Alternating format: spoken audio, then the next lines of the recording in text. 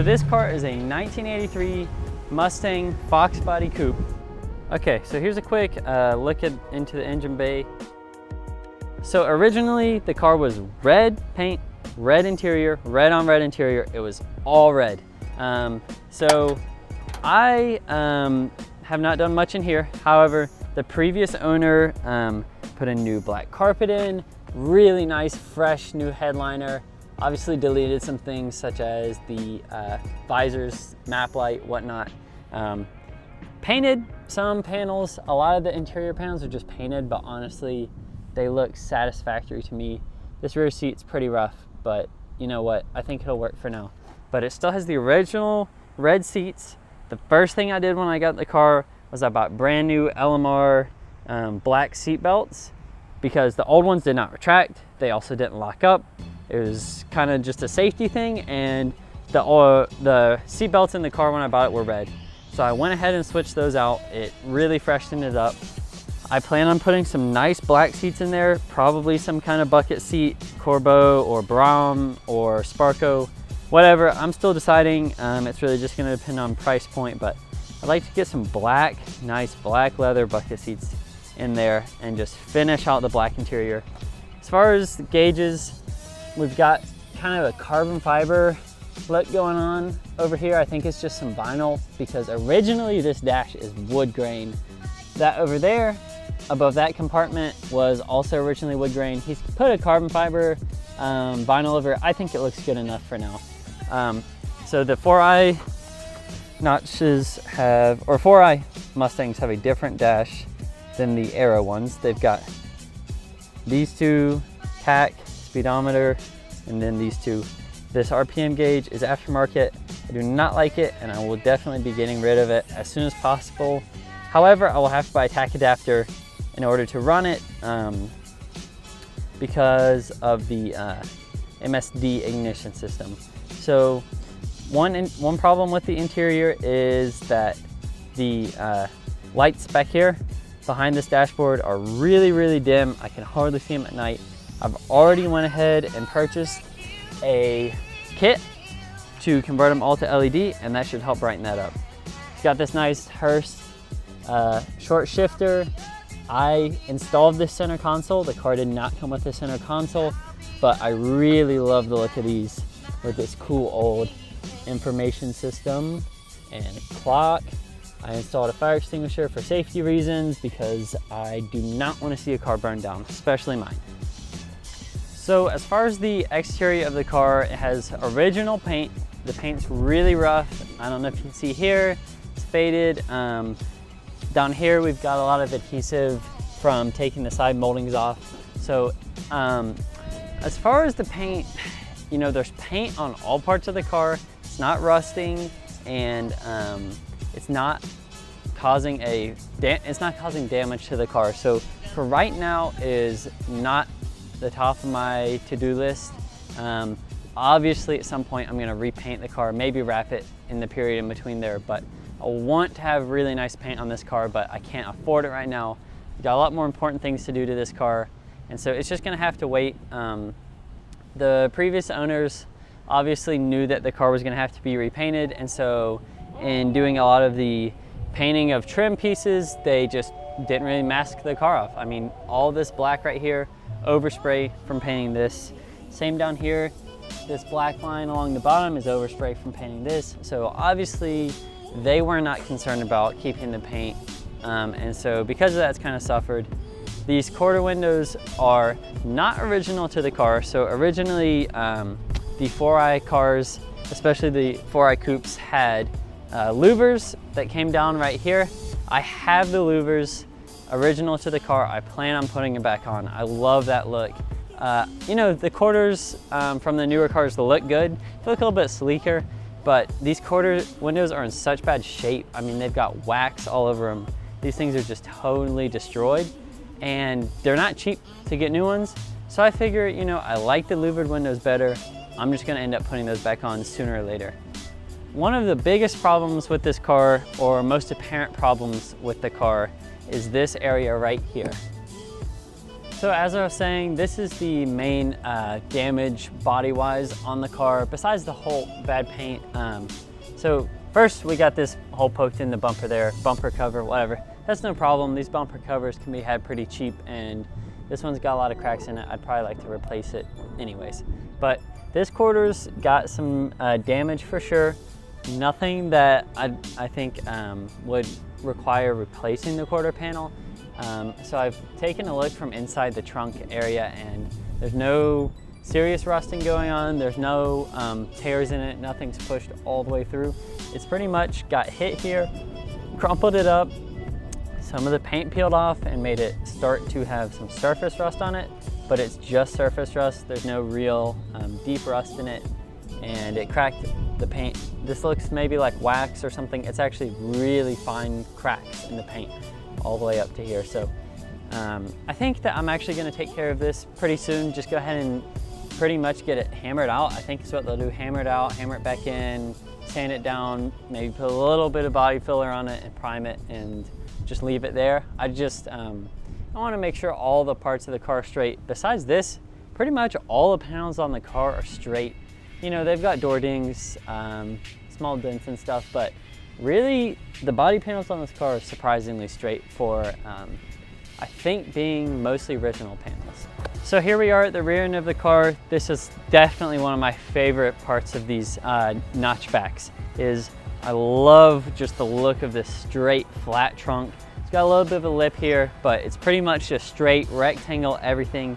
I love these 3-color taillights. I'm not sure, maybe there's a specific name for those. If there is, comment below, because I don't know it, but I like the yellow or amber turn signal better than red, white. I like that a lot.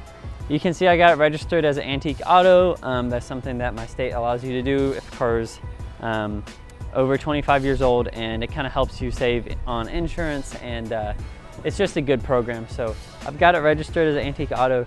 You may be able to see down here, I'm not sure based on the lighting, but it does have a sumped fuel tank. So that pretty much means there's a little box welded on the bottom of it. It allows it to, under hard acceleration, pull fuel from the sump box instead of from a pickup on top of the tank.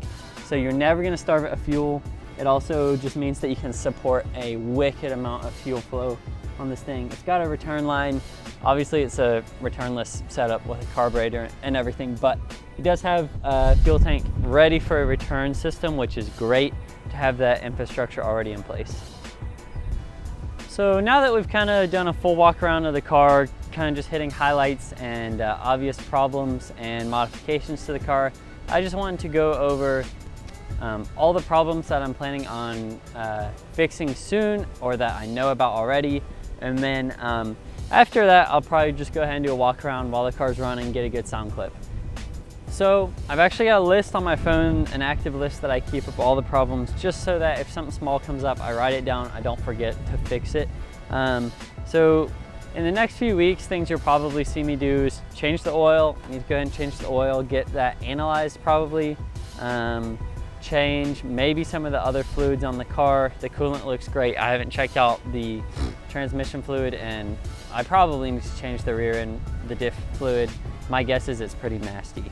So I'm gonna go ahead and throw a new fuel filter in it. The fuel filter looks pretty good on the outside, but who knows how long it's been in there.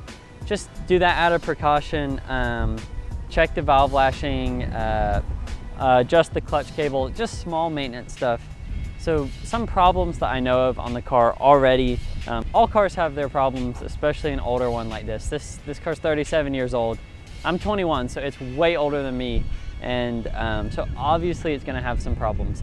So I got a list of all the problems that I know of right now, and I'm just gonna list off a few of the more important ones. Some stuff is like really small, like the fuel gauge doesn't always work. It works, but sometimes it just drops out of the middle of nowhere. So I believe that the rear main seal of the engine is actually leaking pretty slightly, but I don't want it to get worse and oil down the clutch and cause a big mess and all that. So I'll probably be doing that somewhat soon.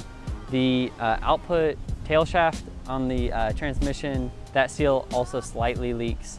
The front main seal of the engine is good. I need to So the car has an O2 sensor box. It actually picks up a lot of things, RPM, O2 sensor, or wideband, whatever you want to call it. It's got throttle position sensor. It's got a box that picks up all of those things. It's kind of fried. I think it got water damage because it's in the hood mounted in a weird area. So I think I'm gonna try and take it to an electronics shop and see if they can check the circuits and maybe repair that. All right, so real quick, I just wanted to mention kind of my plans for the car.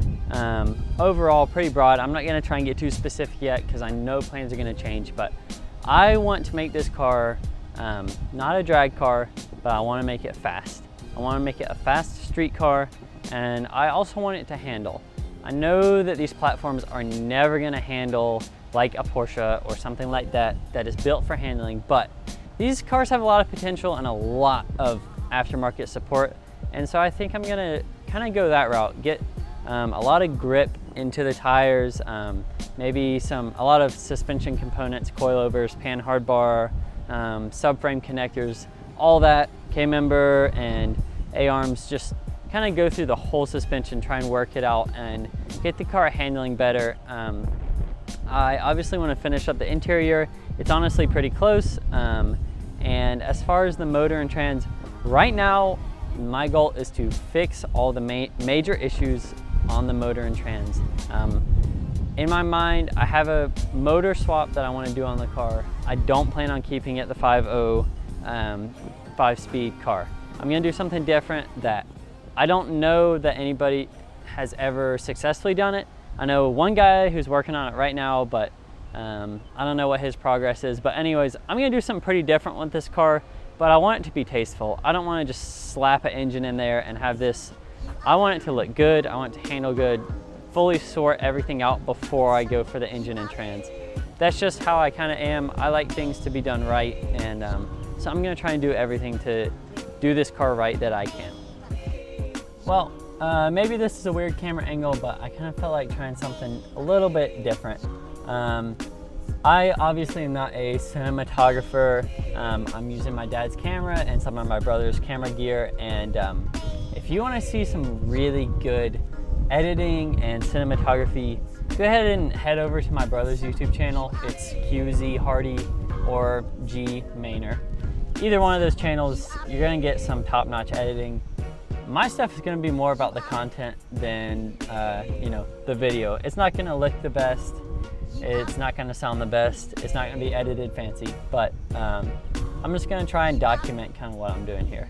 So one of the things that I think is so great about YouTube is the ability for the viewers to comment on the YouTube videos. And you know, most channels, the comments are either just like viewers talking to each other or people trying to make funny comments and get the most likes, whatever. I would really appreciate it if people who are watching this channel can comment the most helpful stuff that you possibly can. I am really young.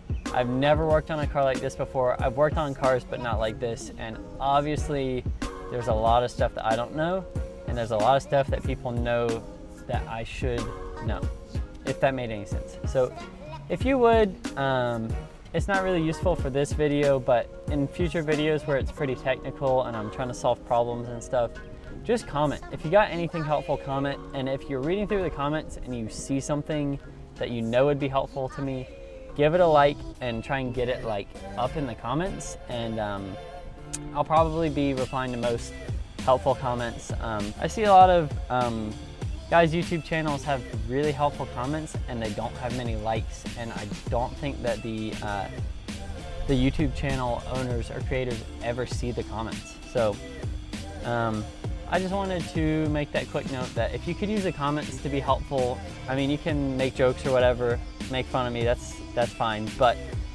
if you can be helpful with them, that would just be such a great tool. All right, well, I'm gonna go ahead and crank this thing up and do a quick walk around, get some good sound clips, some good cam. Hopefully it runs smooth.